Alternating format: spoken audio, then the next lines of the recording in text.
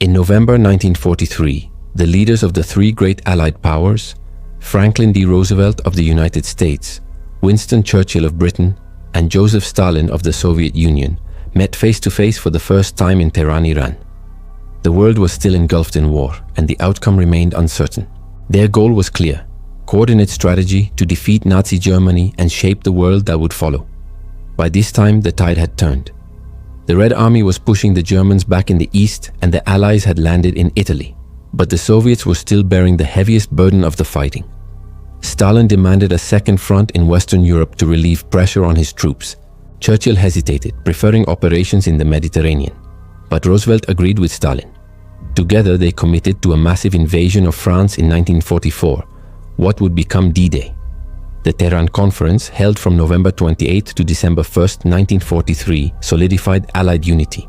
The Big Three agreed that Germany would be forced into unconditional surrender and later divided to prevent its resurgence.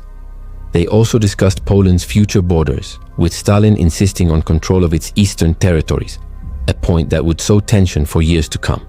Roosevelt introduced his vision for a new post-war international organization, the United Nations, which both Churchill and Stalin cautiously supported. Despite deep ideological differences, the leaders managed to maintain cooperation through diplomacy and shared necessity. Security around the meeting was intense. Nazi Germany allegedly planned an assassination attempt known as Operation Long Jump, but Soviet intelligence thwarted it before it began. When the conference ended, the Allies left Tehran united in purpose. They had agreed on the strategy that would bring down Hitler and set in motion the liberation of Europe. Yet beneath the smiles and toasts lay growing mistrust, the seeds of the Cold War that would divide the world after victory. The Tehran Conference was more than just a wartime meeting. It was the moment the Allied powers shaped the course of the final phase of World War II and began sketching the blueprint of the modern world.